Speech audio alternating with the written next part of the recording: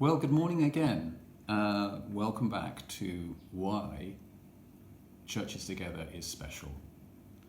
And today I'm going to be talking about a project, again, many of you will probably know about, called the Wave Project Ministry for Youth and Children, I think is the full title.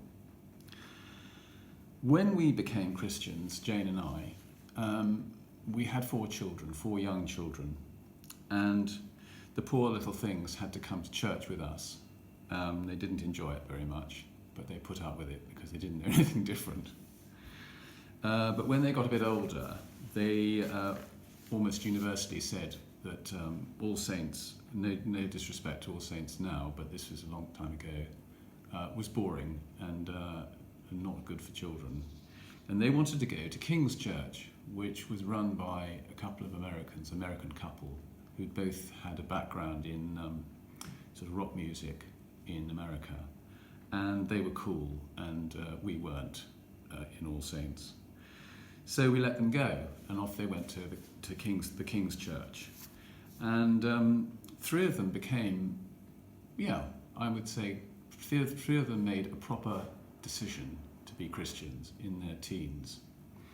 And they thrived at King's, and I'm very grateful to this day for what King's did for them.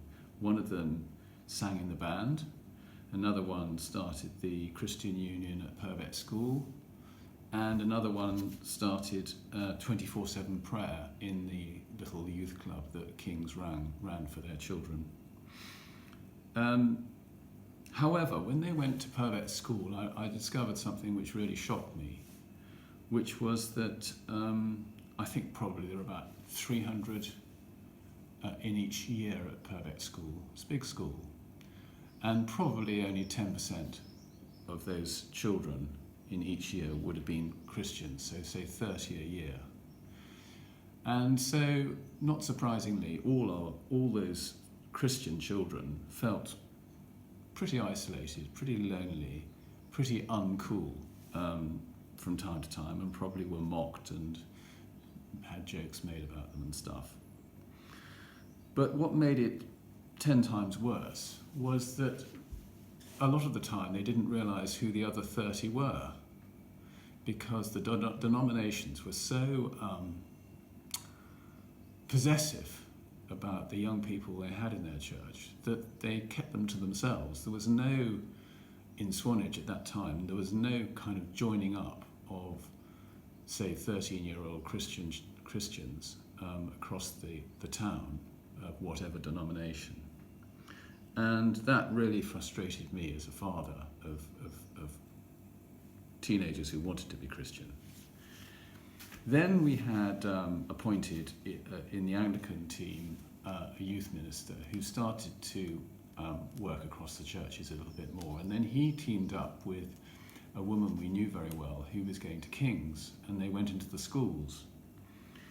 And then, to our horror, really, the Baptist Church decided to appoint a youth minister as well, and we thought there'd be a new competition between the Baptist minister and the Anglican minister. But in fact, thank goodness, the churches got together and realised that children don't recognise church boundaries, and nor should church youth workers. So the Wave vision was born, and now any young person who is seeking to understand the message of Jesus Christ in Swanage today will be learning with all his or her peers who are also seeking. And to that I can only say hallelujah. It's a wonderful thing, and we have seen so much fruit from the beginning of the Wave 4 or 5 years ago and now.